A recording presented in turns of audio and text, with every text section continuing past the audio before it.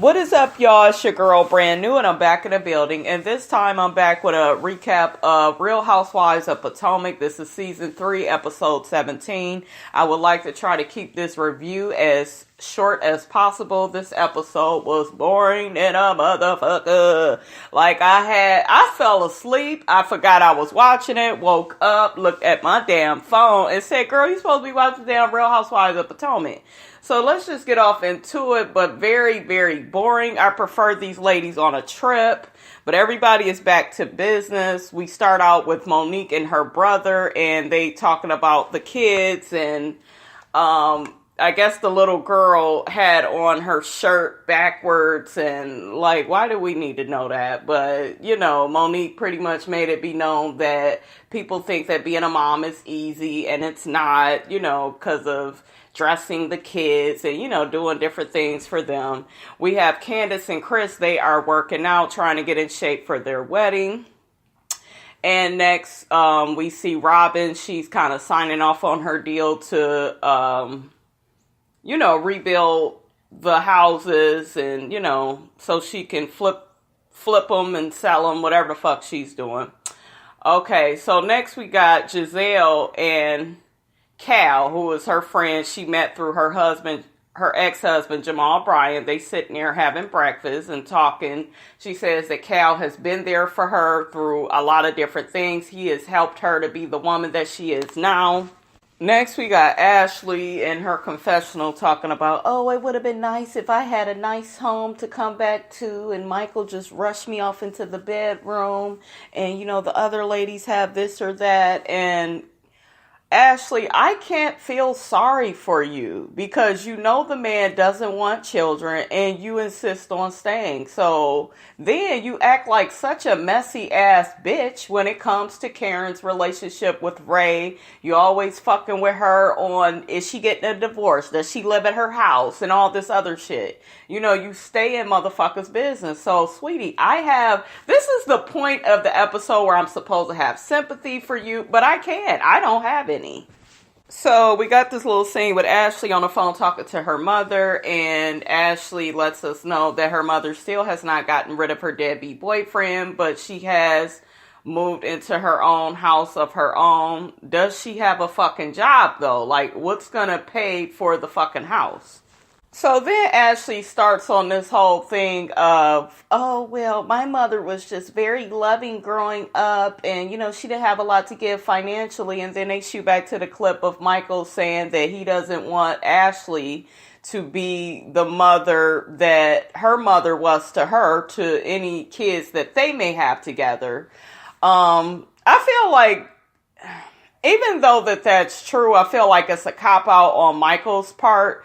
Because I feel like nobody's parents is perfect.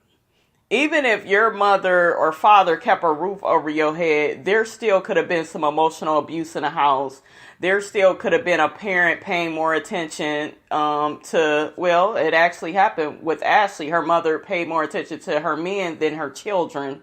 So, and then Ashley, I feel like you are in denial about your relationship with your mother. I feel like you love her, which is fine, but I also feel like you sitting up here, you gave us one narrative about how she always chooses her boyfriends over you, and then now you're giving us another narrative of, she just was always there and just always she was not always loving, bitch, and she's choosing men over you. What the fuck? Ashley, you contradict yourself and you confuse yourself, and that's why you end up in these situations that you're in.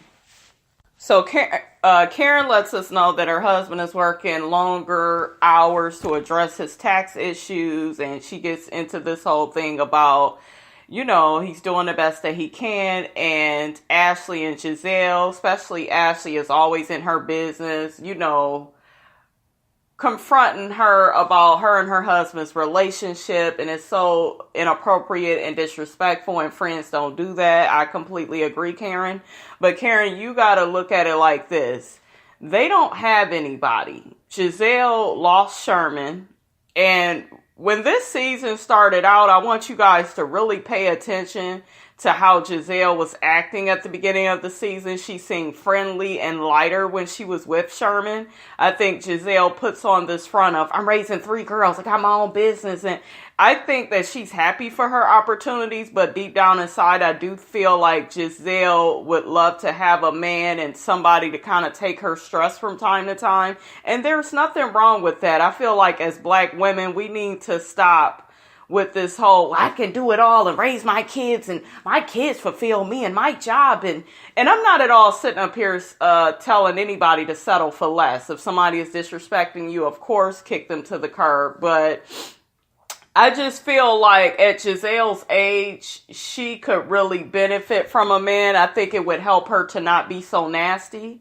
And, he could tear that cootie cat up. And, it just really does help balance things out. Because when you are in bitch mode and you ain't get no dick, you are inclined to be in other people's business, i.e. Karen's.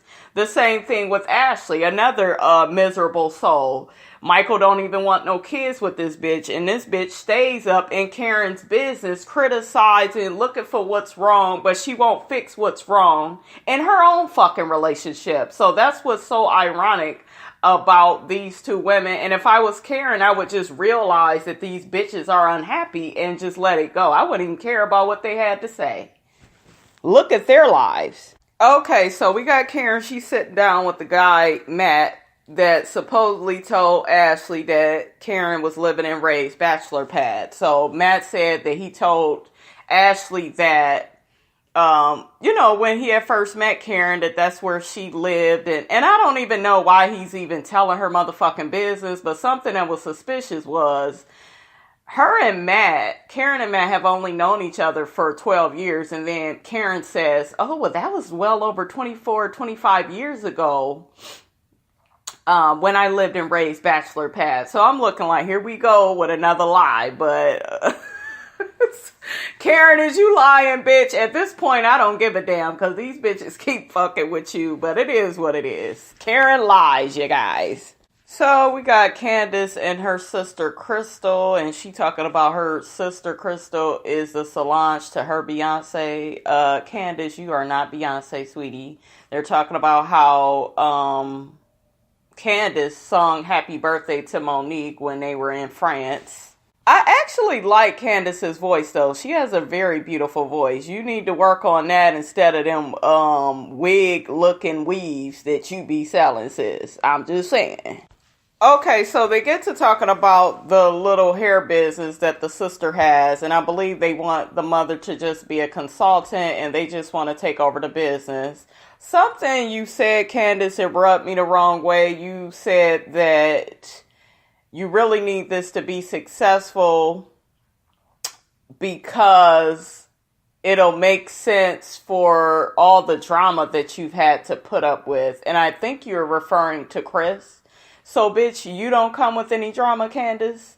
Like, I'm kind of sick of her referring to her soon-to-be husband as, well, all this drama, he got kids. And she didn't come out and say it, you guys, but I already know where the bitch was going with it. I'm smart like that. I done figured it out. And, Candice, why are you talking like that about this man? Like, you don't come with baggage. You need some type of self-awareness. And that's something I noticed with Candice, you guys. She doesn't really have any until the ladies give it to her, and then she wants to start crying. She doesn't want to hear it. But Candice, you need to be more aware of how you come off, and you need to be marrying this man because he is a good man for you. Not, oh, I'm settling, I'm doing him a favor, and I've already put up with this drama, so I really need this hair business to be successful. It just don't make sense. So they get on FaceTime with their mother, and the mother is, well, how's your weight? And she got on a wig too. Do they sell wigs or units or what the fuck is they selling? But mama's hair looks toe up. But what kind of mother asks about your weight and are you eating? And y'all, that mother is not, it's something with her. It's something with her that's not right. So basically, the mother agrees to be the consultant for the hair business, but who the fuck? They need an outside consultant to let them know that their hair looks like wigs. You might as well sell fucking wigs, because that shit don't look like no damn tracks. I'm just saying. So next we got Robyn and Gizelle. Robyn invites Gizelle to the house that she's going to be flipping and, reconstructing. And Giselle's like, Robyn, you got your work cut out for you, honey. Me and my ex-husband, we built a church from the ground up, but it didn't look shit like this. It wasn't that bad.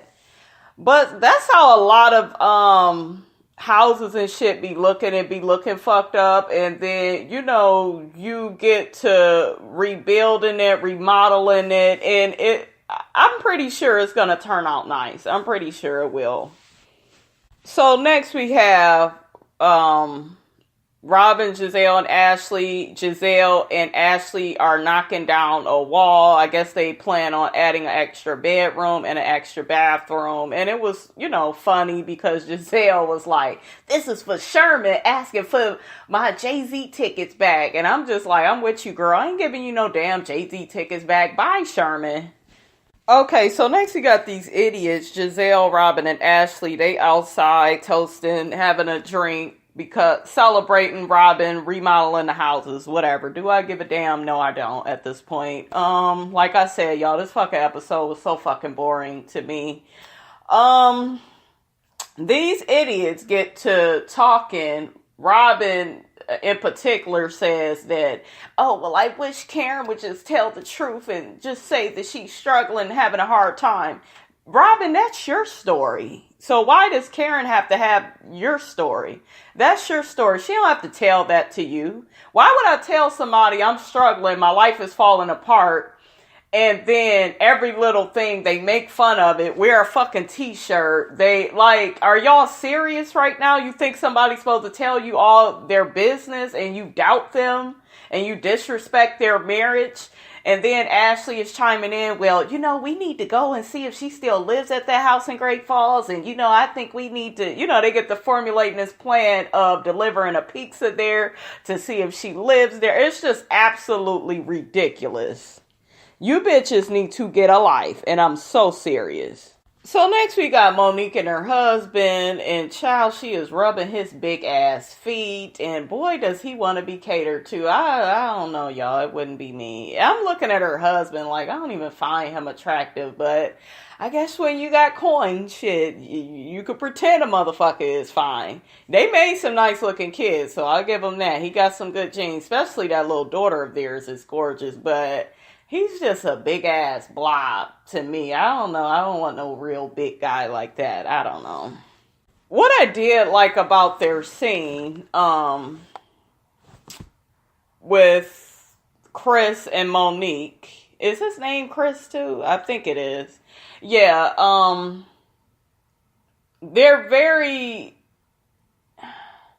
They're compatible with how they communicate. They both take responsibility. I like when he was saying that, when he feels disrespected, he's known to blow a gasket. He was like, that's not fair to you. I like that because that's hard for a lot of men to do and to admit. So I liked him owning up to what he did. And Monique pretty much was saying, hey, if I'm doing certain things, but, wrong, then I need to step my game up and do what I feel that would make you happy and feel comfortable. That's fine, Monique, but don't overstress yourself because you do have your Not for Lazy Moms website and your charitable, situations that you are involved in.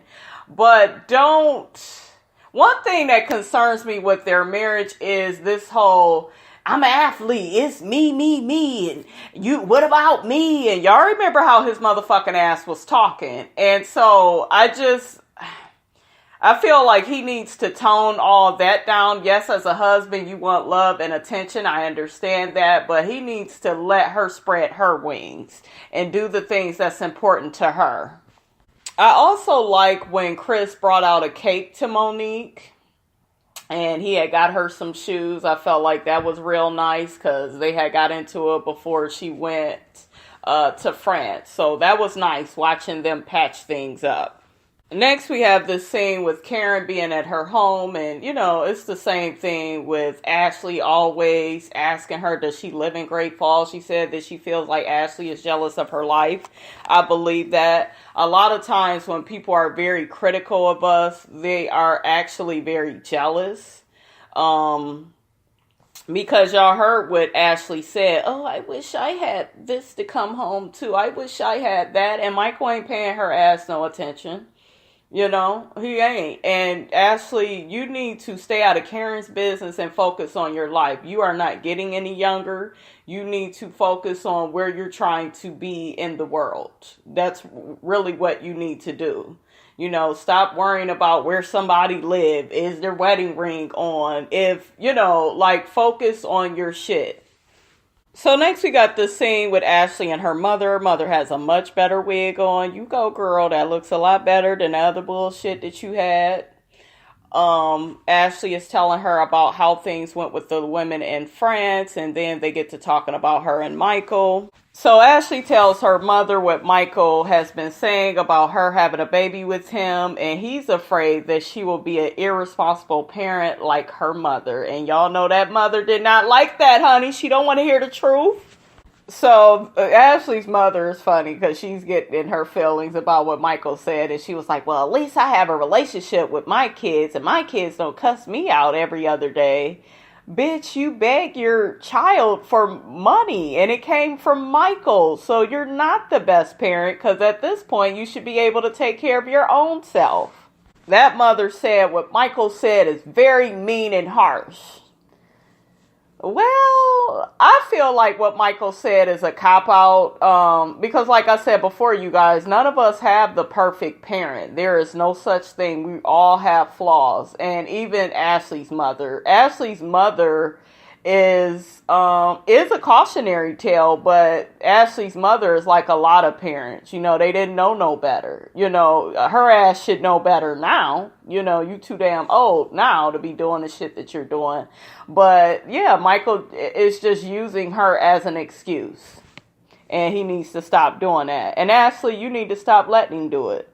Damn, this fucking review is supposed to be short, and I'm still freaking talking. Anyways, my issue I'm having with Ashley, you guys, and what she's telling her mother about Michael. Yes, what Michael said is fucked up. Her mother is pretty much saying, I think he's just with you because of your body. You're young, you're sexy, you're beautiful. You're just his trophy. Ashley knows that. She knows that that's true. She does not want to fully accept it because I still hear her still keep trying to make this work.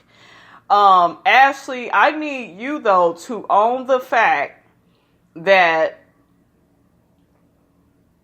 you agreed to this marriage. You knew the part you was playing. You did what a lot of women do. And what a lot of women do is they will agree to be in a relationship to play a certain role. And then once they keep hearing the same answer from a man over and over again about him not wanting kids or him not wanting to do this or do that, then all of a sudden it's on the man. This is an agreement that you made, Ashley. I saw your relationship first season and knew he was with you just because you were young. And you knew that too. You knew that. And you just thought as time went on, you could further convince him. You could further change his mind. There is no change in his mind. This is who he is. This is the truth.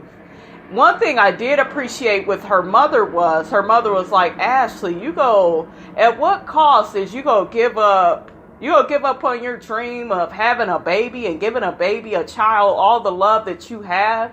You're just going to give that up for this man? Like, your fucked up mammy is saying this shit to you, Ashley. So you really need to wake up.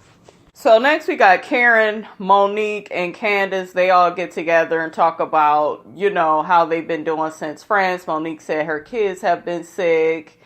And, Karen mentions how she likes hanging with Monique and Candace. I think she really likes them because she feels like the other girls, Ashley, Robyn, and Gizelle, and Charisse are messy. And especially that fucking Ashley. And I totally agree with Karen. So Candace says it's been a headache going back and forth with her mother because her mother is paying for the wedding. And she's saying after the wedding, the goal is to be 100% independent. Bitch, where? It ain't gonna happen. I'll believe it when I see it. Monique mentioned something very important. And I like what she said in her confessional. First, she said, you guys are planning a wedding. It should be exciting. It should be fun. It shouldn't be so stressful. But Monique is stressful for her because she got to use her mother's money.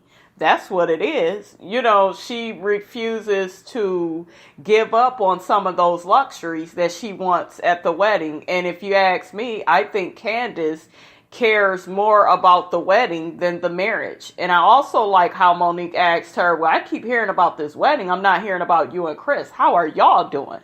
Thank you, Monique.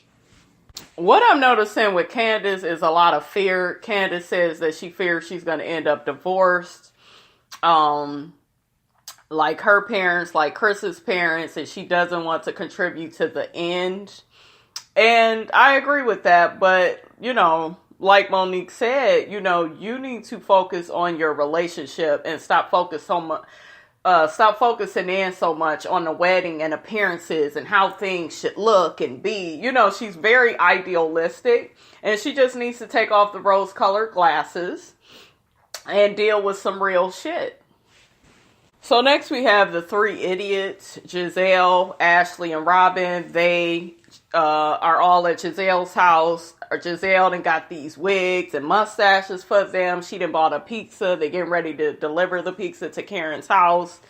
And it's just absolutely ridiculous. It's like you bitches ain't got nothing else to do.